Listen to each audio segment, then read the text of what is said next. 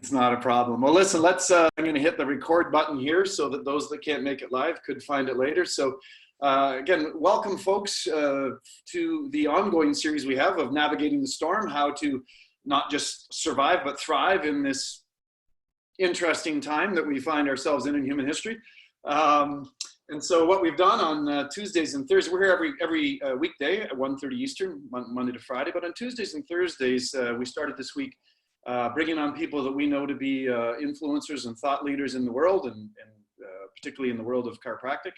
And so we have the honor of having my longtime friend and mentor, Dr. Guy Riekeman, with us today. So Guy, thank you for accepting the invite, and I hope the weather is treating you well in Puerto Rico.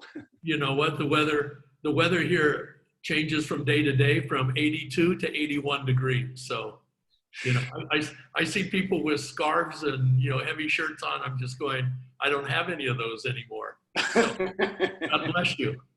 Well, I'm looking right out my window here, and there's the ocean. So, yeah, well, that's we were joking just previous to getting on, Guy, that I was, you know, my new tagline for 2020 is living the quarantine dream. So you're living your version of that. So for those that don't know Guy, probably he doesn't need an introduction, but just some of his many opportunities to shine his light and be a leader here, from everything back in the days, in the Renaissance days, Guy, where you and Joe did, man, I forget what it was, at least 20 world tours, I think, around the globe to spread the message of vitalistic chiropractic. And then of course I got involved with Guy during the Quest days, where I had the privilege of being a student and then a co-facilitator for a while in some of the programs. And Guy went from there to Palmer, where he was the president of Palmer College for, boy, that was it, 7 years, Guy, maybe? 6, yeah, 6. 6 years, yeah. And then from there to Life University, where things were about as bleak on the microcosm of Life University as maybe some people perceive the world to be now. And out of that,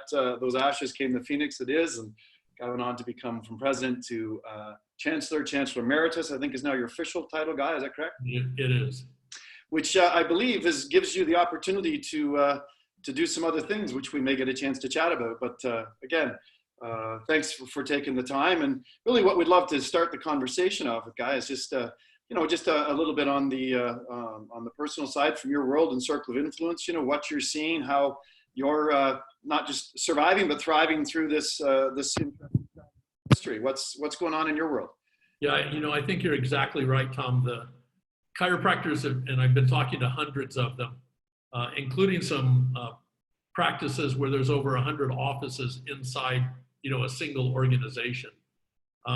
And, you know, it's very black and white. They've taken one of two approaches, which either I'm hunkered down, I'm going to weather this and wait for things to come back to normal, which you and I both know they're never going to come back to normal. They'll come back to some reduced version of what normal probably was in the past, but it's not going to go back to the way it was. Or those that recognize that in these times where there's this kind of upheaval, this is where the Steve Jobs, the Bill Gates, the Bezos, you go on down the line, this is where those kinds of people have found an opening to take care of human beings on a particular level. We should talk about what that is. But they found ways to take care of human beings, and, you know, millionaires, billionaires are being made. So it's the same sort of thing that's going on right now. And you just have to make the decision. I'm hunkering down, waiting to get back to normal. It's not going to. Or as Reggie Gold used to tell me, when you get to these times, put the pedal to the metal and go faster on pure faith sometimes, because you're distancing yourself from everyone else. Yeah, for sure. And I would think that maybe not quite to this scope on the world level, but certainly in your career, there's been other, you know, challenges and crises that have caused for pause and, you know, in and around the healthcare community, particularly in the chiropractic community. And is there any one of those, Guy, that maybe comes to mind that you know, people maybe reacted in a bit of a polarized way there, and what the outcome was? Yeah, you know, I mean, one of them you just mentioned, I hadn't even thought about it until you just mentioned it in my introduction. Life was like that, right? Life completely collapsed, right? Didn't have accreditation. Its campus had been sold. It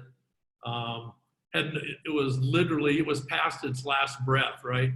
They had already taken the ventilator out, you know, and they weren't even willing to engage with us at the accrediting agency, because they knew there was no way the school was going to survive.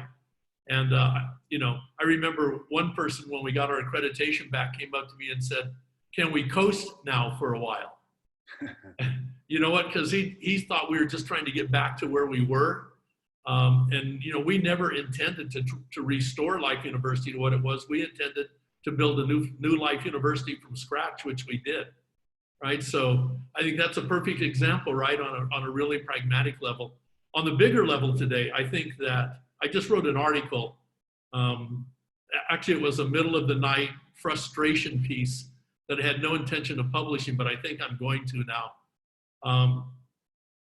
You know, they've announced in the United States that we're going to lose somewhere between 100 and 200,000 people to the coronavirus, which, by the way, we're going to lose whether we isolate and do distance behaviors and culture. It just means it's going to be spread out over a longer period of time.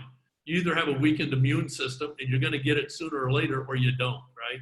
And I get that, you know, if we take the curve out, as they talk about, it's going to balance things out and maybe make some care available to people that might not otherwise be available. But the bottom line is they're talking 100 to 200,000 people dying in the United States from this. I hate to say it, but, you know, we lose 136,000 people every year from prescriptive drug reactions. You know, these are rightly prescribed drugs, rightly diagnosed conditions. 136,000 people every year, according to JAMA, die in the United States. We lose 40,000 people in automobile accidents. We lose 50,000 men aged 50 or so, 50,000 people every year due to opioids. I could go on down the list. My daughter, as you know, was a victim of a mistake in a hospital that then was covered up. And you think, well, that's an oddity, but the US government says there's somewhere between 100 and 300,000 of those every year. And I'm wondering, where's the media on this one? Where's the crisis? And all you have to do is follow the money, right? 70% of all advertising dollars spent on the major networks come from pharmaceutical companies. And so, you know, you might say, well, the media, you know, they're independent, but hey, I have to tell you, when you're providing 70% of someone's income, you can create the kind of crisis you want, or you can hush up the things you don't want to be hushed up. So I think that, you know, one of the things people are doing is there's an opportunity for our profession to have a tremendous influence. We might want to talk about quit in a minute. It depends on where you want to go with this. But the major organizations in the United States predicting the future of healthcare on the opioid level, for example, have already identified chiropractic is the care of choice for people versus more drugs to handle the problem. So there's some openings here if we would wake up and take advantage of them and be bold and dramatic. Yeah, for sure. No, I definitely see the openings here for sure. I remember Mark Victor Hansen used to say, he says, you know, business is always booming somewhere. You might as well make it yours, right? So, you know, even if people are in a little bit of a somewhat, or like we talked to Phil McMaster the other day in New Zealand, they just completely locked the doors of all the chiropractors there for this month anyways. They've done that in Virginia also. Yeah, so there's, you know, so whether people are in complete lockdown or slow down or full guns a-blazing, there's an opportunity here to I'll give you, you know, I can give you, I'm sorry to interrupt. No, go ahead. Another example. The chiropractors we're talking to kind of fall into two categories from a patient or from a practice impact.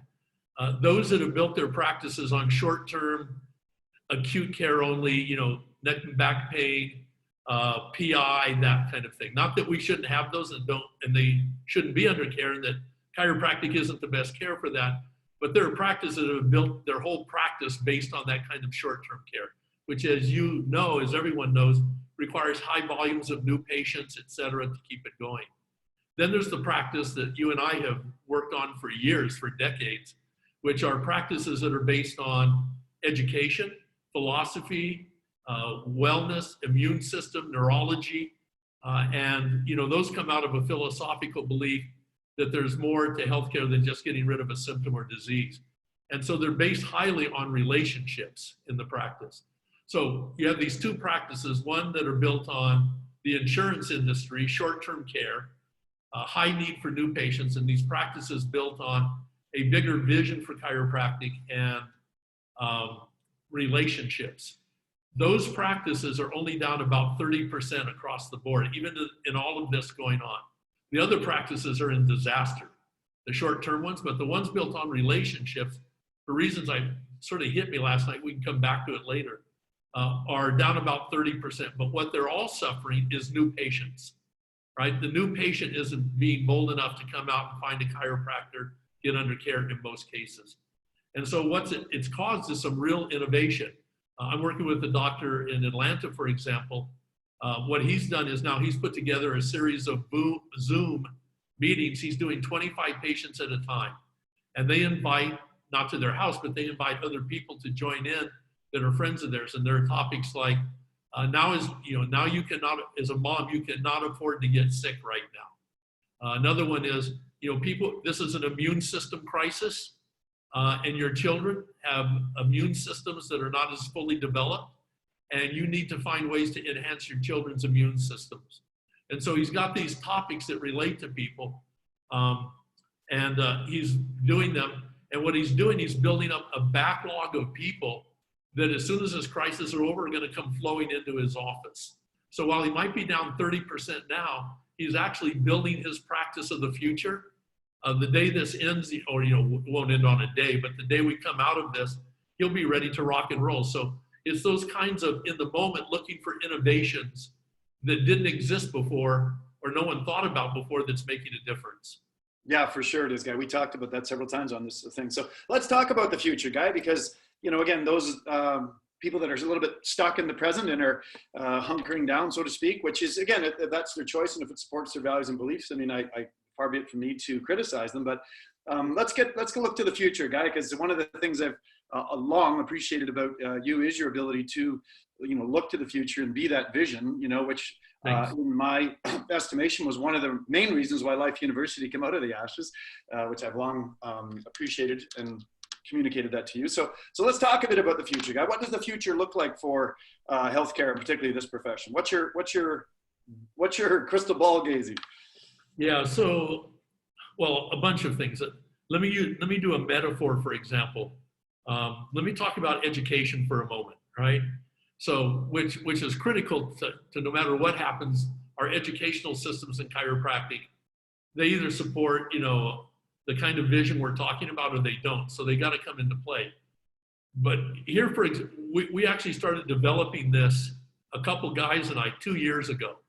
This was long before this crisis was even on the scene, which is making us look like geniuses right now, at a moment in time. But, today to be a chiropractor, you got to pack up your family, move to somewhere like Davenport, Iowa, or Atlanta, Georgia, or Spartanburg, or Toronto. You got to pick up your family, move them there. Your spouse has to give up their job. You have to give up your job. You got to relocate your kids if you have kids. You've got to sit in a classroom listening to someone with a foreign accent that, you can barely understand the accent, much less get the topic that they're covering. And by around fifth quarter, you're just totally pissed off. You're burnt out. And, I know there's good parts, but these are realities also in chiropractic education. And by the time you get to the end, you're going, just get me out of here. I'll figure out how to practice and be successful after I get out. Right? You really almost don't feel like the school's preparing you with the skill sets, but not what you need to be successful in practice. So we've been working on it. All this technology currently exists. And here it is. So let's say you and I were having dinner in a restaurant one night in, I don't know why we'd be there, but Saskatchewan somewhere, right? Saskatoon. I've only been there in the wintertime. And so I don't know what it's really gorgeous like in the summers. But they never invited Joe and I up to speak in the summers because they didn't want to give those up, right? Yeah, right. It's a short season, Guy. Yeah, well, I've been there on the other part. But so let's say you and I are having dinner in the middle of nowhere in Saskatchewan somewhere, and you go, you know what? I've always wanted to be a chiropractor. I'd say, okay, fill this out, right? I'd say, fill this out. I'd give them an iPhone. The application would be on there. Within 24 hours, they'd have a complete evaluation of what they do or don't need to be able to get into chiropractic school. With the courses that they might need in order to get into school, there'd be a list of online recommended courses that they could click into and complete those courses in a relatively short period of time. In fact, you can knock out your entire prerequisites without ever going to a college. Life University has the entire, as an example, others do. Life University has the entire prerequisite curriculum online now. So you can do your whole online, never leave Saskatoon. Your spouse doesn't have to give up their job. Your kids are still going to school, and you're probably still working at your job, making income rather than getting in debt. So within 24 hours, you know exactly what courses you need and how to get those courses. 24 hours after that, Zoom or Amazon Prime would deliver to your front doorstep, probably by a helicopter that comes off the UPS things now that delivers things in communities and sets them on your doorstep. But one way or another, Amazon Prime would deliver on your doorstep all of your curriculum for the first quarter, so to speak. And that day you get a call from a course manager, not an instructor, a course manager who would tell you what your next 3.5 years is going to look like relative to education, get you set up, probably be a 5 or 6 hour thing you'd go through with someone one-on-one. And then the next day you'd start your courses online. And then you'd go regionally once a month or so to a certified clinic and do your clinical experience. And if you think that's odd, the University of West Virginia Medical School right now has no classes, 0. To be a medical doctor, you take 0 classes. All you do is you do your work online, and then you come to the clinics for your clinical training to apply that information. So why shouldn't I be taking cell biology from Bruce Lipton? Why shouldn't I be taking anatomy courses, which you can already do online? You can get a degree in anatomy online from the best instructors in the world that don't have crazy accents. You follow me? Yes. Get a job last quarter. So, you know, one of the things, if you look at what's available in education, that's revolutionary. 2 years ago, people would go, that's insane, you can't do that. Today, it would make absolute sense as far as getting a degree and becoming a chiropractor. And guess what? You can deliver that education anywhere in the world for, we found out, 30% less than what it currently costs to go to chiropractic school, not even counting the relocation and costs, et cetera. So, right, so when you look at that innovation, imagine that in healthcare. And I think we're going to see this kind of revolution. And I think it's going to come down to 3 simple words. Lifestyle, chiropractic lifestyle. Because when when patients get our idea, their lifestyle begins to change. They eat differently. They think about their nerve system differently. They think about what they're doing with their kids. They think about taking drugs differently. They have questions about vaccinations, you know, to varying degrees. So, you know, we don't even have to bring these things up. Once people get the idea, then their lifestyle begins to change. And what we've got to do is find a way to manage that lifestyle. And when we do, people will be flooding to us. And we're working on it. Well, I was going to say, Guy, I know it's a little bit preliminary, but if there's any pieces there that you feel would be appropriate to share the direction of that, that would be great. And if not, you know, there's lots of other things that we could discuss, because I know that you're working on a large project, and I don't know if now's the right time to chat a bit about it, or maybe we should head in a different direction, but I'll put that back to you. Okay, well, I'll bring it up, you know, at least in concept, and I haven't talked to, you know, other people about it, but it's coming soon, and I'm not here to sell something. I can only answer certain questions, but let me give you the basis of it. A few years ago, I had obtained an almost uncontrollable fetish for 85-foot Sunseeker boats, right? I'm not talking about rowboats. I'm talking about 85-foot James Bond out in the ocean, you know, with a private chef kind of boats. Now, fortunately, probably at the time I couldn't afford it. Otherwise, I would be gone today. But when in the process of that, I was going around looking at boats, and I visited a guy in Tampa who had one for sale in his backyard, interestingly enough. His backyard happened to be one of those canals. So he had this gorgeous house at an 85-foot Sunseeker in the backyard, Learjet, ranch in North Carolina. And I'm on the boat. We formed a really interesting bond, because his wife, when she found out I was the head of a chiropractic college, she just puffed up one day. We were looking at this boat the first day, and she asked me what I did, and it led around to me saying I was the president of the largest chiropractic school in the world. And she got rich. I could just see her body. It went up like this. Her arms kind of went back.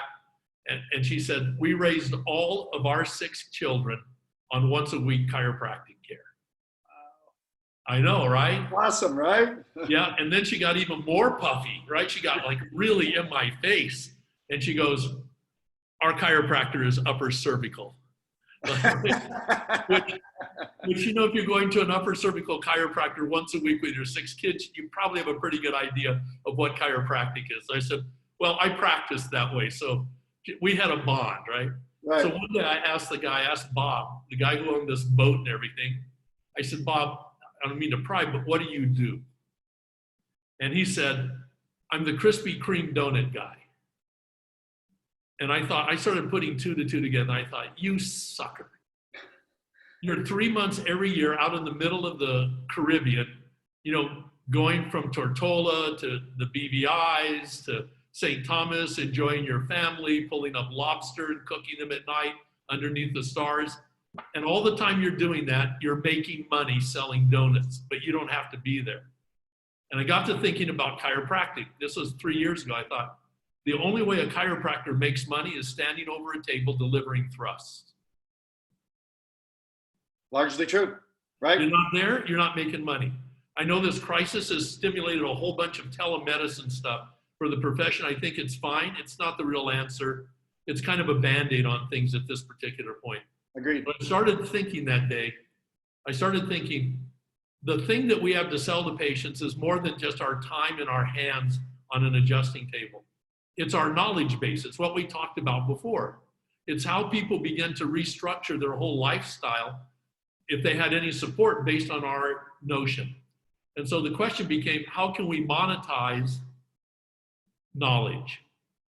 How do we monetize the knowledge of a chiropractor to influence the questions that patients have in developing the kinds of lifestyles that we as chiropractors accept for ourselves and our families, but our patients only get pieces of that because we're over at a table adjusting. And so we've created a technology that's going to be available to chiropractors that they're able to manage patients' lifestyle without ever leaving their office.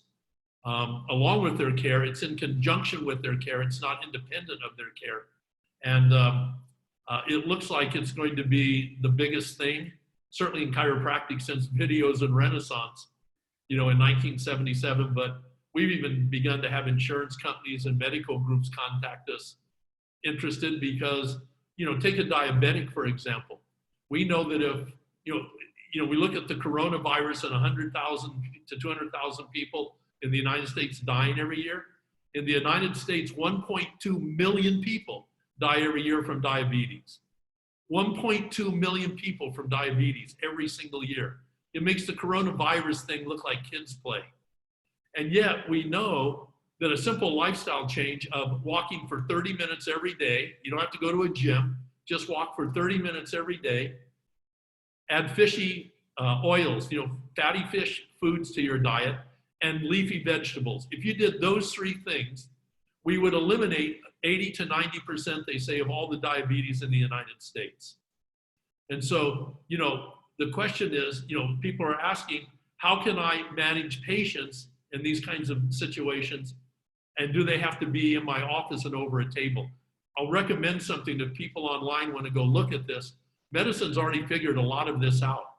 There's a medical office in San Francisco, which is now franchised throughout the United States. It's called Forward, F-O-R-W-A-R-D, Forward. Go to, when we get done, Google Forward San Francisco, Forward Medical or Forward San Francisco, it'll come up. And on the front page, it'll say, you'll see a little bitty icon for virtual tour.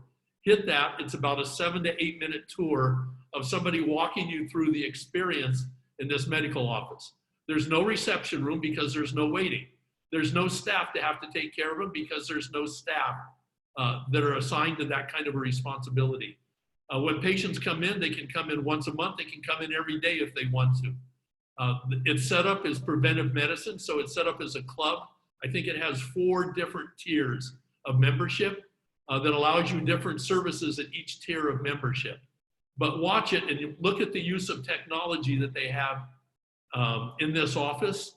And you're going to see a medical office of the future which is based on a whole different thing, including you'll see their orientation to lifestyle when they're talking about patients being in their practice. So it's forward, I think it's forward San Francisco, you'll find it easily. And you'll hit the virtual tour and there'll be a guy opening up a door, inviting you in, and they'll walk you through about 7 minutes through this office. And it'll begin to stimulate your ideas on what's possible for us in the future. Wow.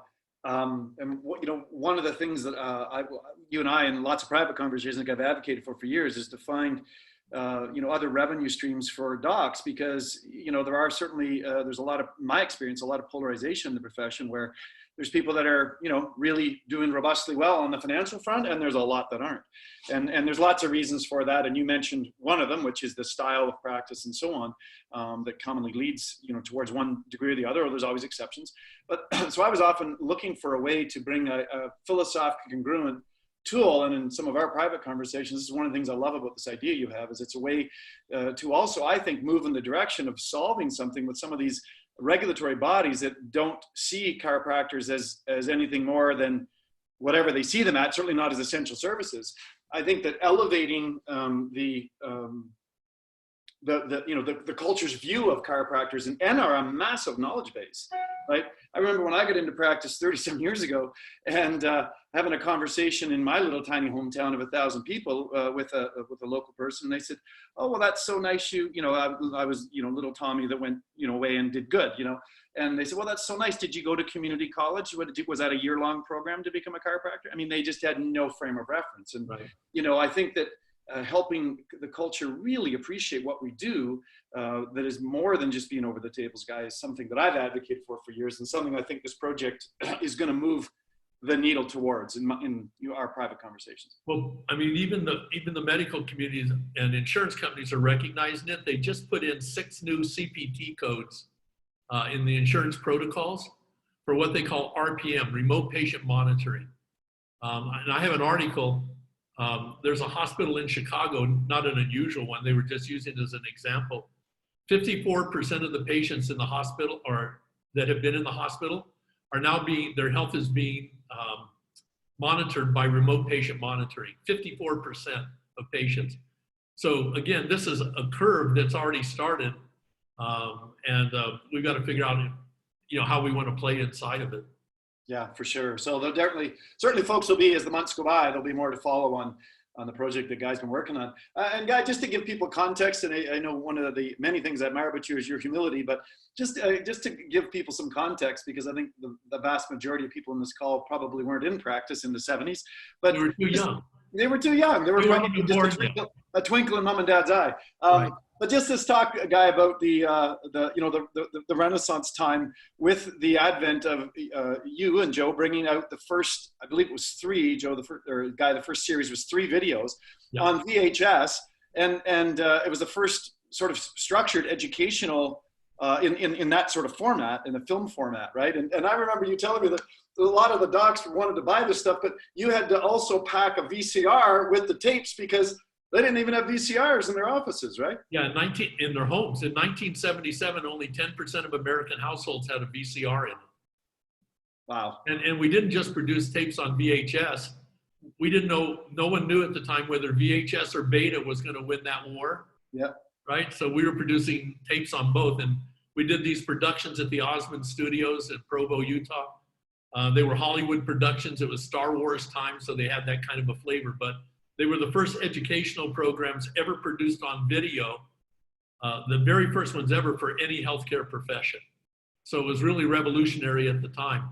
And sort of not unlike today, right?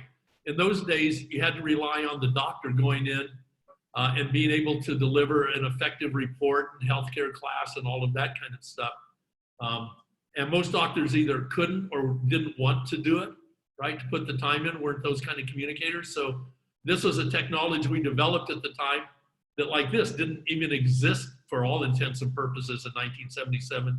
We used that technology, I won't say to go around the chiropractor, but to support the chiropractor, to get the chiropractic story across without the chiropractor having to take their time developing a new communication skill, besides adjusting to be able to communicate. So yeah, it was revolutionary at the time. And you know, here we are, whatever the years is, Guy, 40 somewhere, whatever years later, and you know, there's an opportunity with a different technology that certainly, you know, didn't exist back then, to, you know, to do something revolutionary as well. And I want to, I'm sorry, that technology didn't exist 10 years ago. yeah, no, exactly, right? Yeah, no, you know, innovation. One of my mentors says there's no such thing as competition, just a lack of innovation. And I've always liked that saying, because innovation is one of the things that continues to drive, you know, progress and evolution. And this is an opportunity for innovation, guys. You stated at the start. Yeah, but you know what? Some innovation works and some doesn't. Yes. So I always wake up in the middle of the night. It's what I do. And I wrote something down last night that I'd like to put into the equation. It's one of those things that's so obvious, and yet it's so obvious that we don't think about it, we don't do it. But here are the people that are going to be successful. And here's what's going to happen, I believe, what the model's going to look like after this whole coronavirus thing. So here's what it says. And let me frame it this way. I got a picture the other day, a couple days ago, from my significant other in Michigan, who's locked down now with 3 kids. And her 5-year-old was out on the street playing with the kid across the street, with the kid that he plays with on the block. And there's this picture, they're playing with each other, but they won't cross the road to play with each other, they can't. And so they developed this whole way of playing with each other without being in any kind of proximity. 5-year-olds have developed a way of playing with each other across the street. So on one hand, you go, wow, that's, you know, really innovative. I looked at it, it was one of the saddest pictures I've ever seen in my life. That 5-year-old kids can't interact and play with each other, which is critical to their development. But what dawned on me was this, and I'm just going to read this one thing. While all the cultural norms are being challenged, the one thing that does not change is the need to be together, to build relationships, to find friends and love, to be safe and secure and acknowledged by other people. That's who we are as human beings. That's what drives us. I believe that Facebook and Steve Jobs and Bill Gates, what they did at a time was find a way to allow people to have more of that togetherness, to build communities and tribes of people that think the way that we think, any place in the world that they happen to be, to build relationships, right? To all those kinds of things. And while all the stuff around us, the technology, the culture, everything is going to be changing, the thing that has never changed forever for human beings is the need to bond together with living things. I just read an article, you cannot adopt a dog in New York, they're all gone. They've been begging people to try to clean out these, you know, the humane societies and, you know, so they don't have to have kills and those kinds of things. They don't have a dog to give you if you want now, because there's such a strong need when people are being isolated like this to build relationships that we'll even go get a dog from the pound in order to do it. And I know that people aren't thinking, gosh, I need to build a relationship. Maybe I should go find a dog and I'll go buy a dog to satisfy that need. It's deeper than that. This is the core of who we are as human beings. To be able to bond, to look for friendship and love, to have security, safety, health in our environment, to be able to do things that allow us to be recognized and acknowledged by people. And that is going to be a core value for human beings until they wipe us off the planet. What we've got to do is look for technologies that allow us to amplify that, right? Right now, this whole social distancing is creating a dilemma by separating us on those levels. What we've got to do, and technology is going to be a big part of this, is we've got to find a way, as Facebook did, as a technology to bring people together. And if we could do that in our offices and in chiropractic, then people are going to flock to what we do. Yeah, no questions. And certainly, you know, the cultural changes, Guy, that I'm seeing here in Canada, I think it's true in the US too, but I mean, there are stalwart organizations, churches, for example, that are selling church buildings because people aren't going to that particular institution anymore. The Boy Scouts and Girl Guides, you know, sadly or whatever, are lowered, and so they're selling camps and things. You know what I mean? So again, it speaks to me that there's that human need that you just spoke about, Guy. I agree with 100%. And there's organizations and places that were traditionally in our culture that are waning. And so what's going to rise and who's that going to be? And, you know, can we play the role of the provocateur in our offices and be that leadership that and not just leadership, but that nurturing and bonding place, you know, where people could be acknowledged, you know, with everything from the big idea to whatever, you know. So I think that's a spot on piece of advice, sir. Well, Guy, listen, I intend at this point be at 30 minutes, but as per usual, when I get chatting with you, time flies. So I think what we'll do, Guy, is maybe give you a couple of, if you have any sort of last thoughts, just to kind of wrap up this piece, and then either through chat, most likely, or if people have very quiet backgrounds, they might try coming off a mute. If you have any questions for Guy, we'll take a few minutes to do that. But Guy, if you've got just some parting thoughts before we go to Q&A, I'm more than happy to entertain them. You know what, I think we've hit the issue, which is don't hunker down, get busy and get proactive. Recognize that people want to they want to be healthy, they want to be safe, secure, and loved. Find a way to connect with them. You can do that currently in your office by setting up webinars. I was talking to one group that has over 100 offices. They immediately produce webinars that people can get on. They have a 40% open rate, which is phenomenal, right? Huge. Webinars. So you can create webinars. I know some people doing Facebook Live. One guy I talked to the other day is now doing his healthcare class on Zoom. People, and they're inviting neighbors, not to their houses, but, you know, to get online with them. So there's a great opportunity for doing that. And then watch for the technologies that are coming out that are going to support us being able to monetize our knowledge. But again, all based on the notion, no one's going to do anything unless we find a way of connecting people and taking care of those core basic needs of who we are as human beings. Well said, Guy. Well said. Well, listen, if you have a quiet background, we'd be open to you coming off mute and asking a question. If not, it's really simple to just type a quick one in the chat so that we can make use of Guy's incredible knowledge and leadership abilities here. So we'll just, this is always that awkward time as a moderator where it's like, you know, how many seconds you give it, Guy, before you do that. Oh, there's a question. Dr. Ramey, take this, brother. Here we go. Yeah, hey, how's it going? Hey, Dr. Riekeman, good to see you again. I'm a end of 2009 graduate, December 2009. So we walked, or shook your hand on stage. I don't know if you remember me, but anyway, good to see you again. Without a cap and gown on. Yeah, exactly, right? I'll put it on, I'll show. Anyway, I got one kind of just silly question and then one real question, but the silly one first is the Renaissance videos. I'm just curious if there's a digital format of those still available. I would love to see those if there is. Yeah, you know what? You know, I left Renaissance decades ago when I went, when I created Quest and then went to Palmer. Yeah. Dr.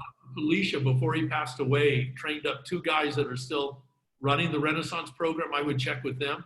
Oh, cool. Okay. Yeah. Okay. So Google, if I just Google Renaissance. Is Eddie Plentz still there, Guy? Yeah, it's Ed Plentz in Michigan. Yeah. So if you look up Dr. Ed Plentz, Plentz, Plentz. Okay. Perfect. Thanks. You should easily be able to get in touch with him and find out. I think there is a digital format. I would imagine somebody's found a way to convert the VHSs.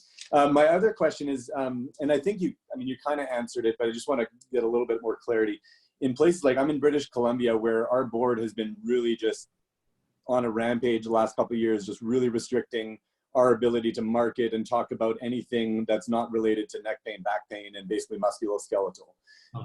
So in a time like this, like even if we wanted to do webinars and stuff, like I'm on the hit list right now of guys that they're watching very severely. I put out a kind of a joke video that I put up for only 20 minutes and they're now disciplining me for it. It was just talking about the benefits of a cold shower and how it can help with your immune system. But I was like, this is not official advice. I'm just a crazy guy in the kidneys, whatever.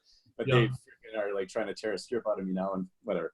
So what would you recommend in a situation where we're so muzzled to get our message out there to people? Like, how do we do, because before in the safety of my own office, I knew if there was people listening or not that shouldn't be, on a webinar, I don't know how to monitor that. They have trolls that monitor everything we do, but how do how do we do that? Do you know any suggestions? Yeah, I have a couple. One is I probably use Zoom rather than webinars that are posted online that people can go and, as well as I, even more so right now than I, they'll extract certain statements out of context and use them. Totally. So one is I would do Zoom. I would make the Zoom invites to your patient specifically. Like the doctor in Atlanta, he decided not to try to do mass Zoom meetings. So he's going to do Zoom meetings and limit it to 20 to 25 people. So he contacts his patients directly. Mm-hmm. By the way, you can talk to your patients, right? So he contacts his patients directly, says, we're going to do Tuesday at 10 a.m. Why moms need to stay healthy, during this crisis. One of them, we were doing today. He's bringing a therapist on to talk about how to deal with the stresses that you encounter while you're locked down at home. And he'll start with a 10-minute wrap on chiropractic and then bring in the therapist for Q&A for 10 minutes. That kind of. So I think you could take care of yourself that way and say, it's only for my patients, it's on these topics. Now, if they invite other people in the community to watch, that's on them, not on you. You follow me? So you're not marketing to the non-patient, you're going directly to your patients and making sure that they have the best health information available given what's going on today. Right, I love that. No, that's great. Thank you. By the way, you reminded me of something I saw. I can't post it for you here, but I'll send it to Tom, and if he wants to send it out, he can. But it's a public health poster, I believe the government put out, and it says, when you see the emoji, you won't even care it says coffee. They're trying to tell people not to cough, and so they used an emoji right off of online. They put an emoji on this poster about coughing, and what it is, they got the wrong emoji. It looks like someone coughing, but when you look closely, this is an adult crowd. It's the emoji holding a hand like this and their mouth open, right? And it kind of looks like a cough until you look at what the emoji really is, right? So anyway, you might want to be careful about putting things online that people can go take later. Right, yeah. Remy, I would add to Guy's great advice too, that, if you record all of those on Zoom, much like we're doing here, you could literally create an entire library of topics and things that you could leverage for years to come, right, in terms of educating your client base. Because again, just as Guy had suggested, that as the move in higher education is moving towards online programs, digital programming and stuff, as much as there's a tremendous value to being in person and obviously the energy of that live event sort of thing in healthcare classes, so in the office, boy, I tell you, that's where the puck's going, right? Or where it's going to be is in, virtual teaching. So it's a great way to leverage yourself too. Yeah. Right. Yeah, no, that's great. With the doc we're doing this with in Atlanta, I told him right up front, this isn't just something to get us through this crisis, which is how he was looking at it initially. My guess is that this is going to be his main new patient approach once he gets done, once the crisis ends. You follow me? So why wouldn't he sit in his office once a week and have, a Zoom or two meeting different, taking 30 minutes, an hour, once or twice a week to do Zoom meetings. And of course, with when we get past the crisis, lots of new people interested in listening in. I think he may wind up thinking this is only new patient activity when he gets done with this. Great question, Remy. Thanks for asking. And thanks for the great answers. All right. Does anyone else have a question that's in a nice quiet background like Remy was that could come off mute or just throw it in chat? That would be great. We're getting towards the tail end of this conversation, and again, per usual, Guy, I don't like our conversations to end. Again, I was just reflected as you were chatting, Guy. It has been decades, my friend, decades that we've been crossing each other's paths, and I will again publicly do what I've done many times, is recognize you as one of the people that has definitely been a continual influence in my life. So thank you for that. Yeah, 50 years of friendship is deeply felt. Thank you. Yeah, absolutely. Well, it would appear that either the crowd is completely mute, or maybe we have done an exceptional job, Guy, at spreading some great information and knowledge. So I think I'll take that as a cue to possibly wind this up. So Guy, again, thank you so much on behalf of the whole Full Circle family for taking time out of your busy day to spend some time with us. And it's an honor and a privilege. And folks, again, we're here, Monday to Friday, exceptions of Good Friday. We're going to take Good Friday to be with our families. We encourage you to as well. Next week, we have Dr. John DeMartini with us on Tuesday, and Dr. Ed Osborne on Thursday. So again, continuing with some people that are people that we respect and would value hearing from them. So that's super. So Tom, there's a comment in the chat here. I think Guy. Robbie just asked, concerns around promoting chiropractic is helping immune system. Any good research, Guy? And very applicable now because a certain coach got a letter in the mail from his regulating body today about proper ways to promote that. The WFC put out a letter saying, do not under any circumstances talk about chiropractic impacting people's immune systems. So quickly, there is a lot of information. The easiest one to get patient usable information is Heidi Havik. Right, so Jay, maybe you can put out information how to get in touch with Heidi. She's loaded with information that's actually been packaged up for patients on issues, especially the issue of neurology and immunology. And if you have any trouble getting her stuff, I've got it. But one quick reference, go there, you'll have the stuff that you need. Yeah, great stuff. We really appreciate Heidi's work. Her reality check book is stellar, you guys. So, all right, everyone. Well, listen, thank you again, Guy, for your time. And everybody be safe, be healthy. And we look forward to chatting with you tomorrow in our ongoing series called Navigating the Storm, how to not just survive, but thrive this. Guy, look forward to our dialogues. And thanks for what you do. And thanks to all the chiropractors on here we're just here to support you. Thanks for what you do in the trenches every day that have built this profession and keeping it going and what it means to humanity. So you are the superstars. Thank you. Yeah, you're getting a bunch of thank yous here, Guy, in the chat. I don't know if you can see those, but just wanted to pass along. You're getting a whole bunch of muted thank yous. Yeah. I see them coming up. Thanks. All right. Everyone, enjoy. Guy, take care. We'll be in touch. Thank you. Bye. Thanks. Cheers. Bye now.